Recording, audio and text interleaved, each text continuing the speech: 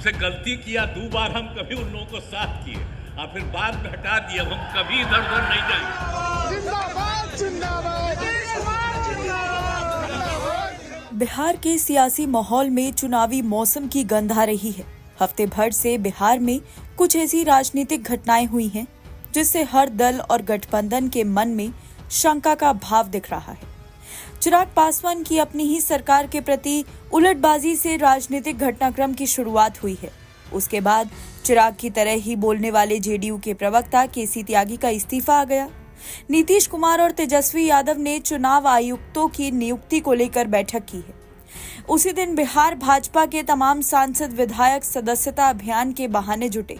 अगले दिन 4 सितंबर को आरजेडी ने भी अपने सांसदों विधायकों की बैठक बुलाई।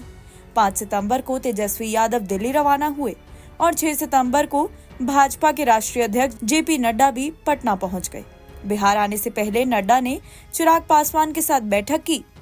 राजनीतिक दलों की अचानक बड़ी सक्रियता देखकर बिहार में चुनावी माहौल की आहट सुनाई पड़ने लगी है। जनवरी में नीतीश कुमार की एनडीए में पुनर्वापसी हुई थी। तभी से ये चर्चा रह रहकर होती रही कि नीतीश कुमार समय से पहले बिहार विधानसभा का चुनाव कराना चाहते हैं। तब ये भी जानकारी मिली कि भाजपा लोकसभा चुनाव के साथ विधानसभा चुनाव के पक्ष में नहीं है। हाँ, लोकसभा चुनाव के बाद चुनाव हो तो उससे कोई आपत्ति नहीं है। लोकसभा का चुनाव बीतने के बाद फिर ये चर्चा चली कि नीतीश कुमार चुनाव जल्द कराने की तैयारी में हैं। नीतीश कुमार राज्य में चल रही योजनाओं का लगातार निरीक्षण भी कर रहे हैं, नई योजनाओं की घोषणा कर रहे हैं। समीक्षा बैठकें लगातार हो रही हैं। पिछले साल ही नीतीश ने समीक्षा बैठक के दौरान ही कहा था कि काम जल्दी पूरा करो, चुनाव कभी भी हो सकता है। तब से ये बात रह रहकर उठती रही कि बिहार में समय से पहले चुनाव हो सकते हैं। हफ्ते भर से बिहार की राजनीति में अचानक जो सरगर्मी बढ़ी है, उसे भी लोग चुनाव समय से पहले होने की संभावना के तौर पर देख रहे हैं। केंद्र में भाजपा के नेतृत्व में एनडीए की सरकार तीसरी बार बनने के बाद से ही इंडिया ब्लॉक ने राज्यों में अपनी गतिविधियां बढ़ा दी हैं। बंद विरोध प्रदर्शन जैसी गतिविधियां बिहार में भी दिख रही हैं। बैठकों का दौर शुरू हो गया है। तेजस्वी यादव ने आभार यात्रा निकालने की तैयारी भी कर ली है। हालांकि तीसरी बार उन्होंने यात्रा की तारीख बदली है। नेताओं की आवाजाही बढ़ने लगी है। सांसदों विधायकों की बैठकों के बाद तेजस्वी दिल्ली गए हैं। संभव है कि उनकी मुलाकात कांग्रेस के किसी बड़े नेताओं से भी होगी।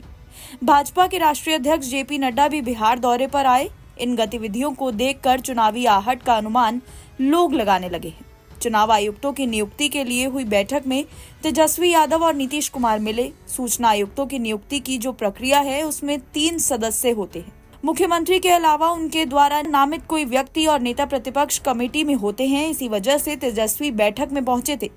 बैठक महज खाना पूर्ति थी, लेकिन दोनों नेता करीब घंटा भर साथ रहे। उसके बाद से ही ये बात हो रही है कि नीतीश कुमार और तेजस्वी यादव नए गठजोड़ की कोशिश कर रहे हैं। ये बात गलत भी हो सकती है, लेकिन नीतीश कुमार का जैसा अतीत रहा है, उसे देखकर अटकलों का बाजार काफी ज्यादा गर्म है। जेपी नड्डा का इसी बीच बिहार आना भी अटकलों को हवा दे रहा है। नीतीश कुमार लोकसभा चुनाव के दौरान कहा करते थे कि अब वे एनडीए से कभी अलग नहीं होंगे। नरेंद्र मोदी से बिदक कर कभी एनडीए से अलग हुए नीतीश उनकी तारीफ के पुल भी बांधते थे। नड्डा के सामने उन्होंने फिर कहा कि 2 बार आरजेडी के साथ जाकर उन्होंने गलती कर दी, लेकिन अब ऐसा नहीं होगा। मगर उनका अतीत पाला बदल का ही रहा है। साल 2005 से ही भाजपा और जेडीयू साथ रहे, लेकिन 2013 में भाजपा ने मोदी को पीएम फेस बनाया तो नीतीश ने भाजपा का साथ छोड़ दिया था। 2014 का लोकसभा चुनाव नीतीश अकेले लड़े। 15 में वे आरजेडी के साथ हो गए। 17 में आरजेडी का साथ छोड़ फिर भाजपा के साथ आ गए। 2022 में वे फिर आरजेडी के साथ हो गए। इसी दौरान उन्होंने विपक्षी एकता की बुनियादी रखी।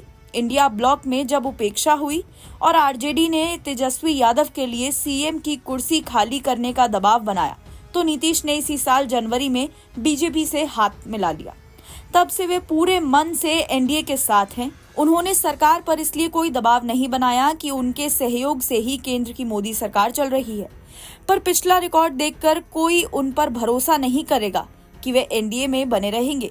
पर वे इस बार सिर्फ सीएम की कुर्सी के लिए नहीं करेंगे। इसके पीछे उनकी मंशा समय से पहले विधानसभा चुनाव कराने की हो सकती है। लोकसभा चुनाव के परिणाम से नीतीश को ताकत मिली है, इसलिए उन्हें पूरा भरोसा है कि विधानसभा चुनाव में भी जनता उन्हें निराश नहीं करेगी। एनबीटी ऑनलाइन की रिपोर्ट।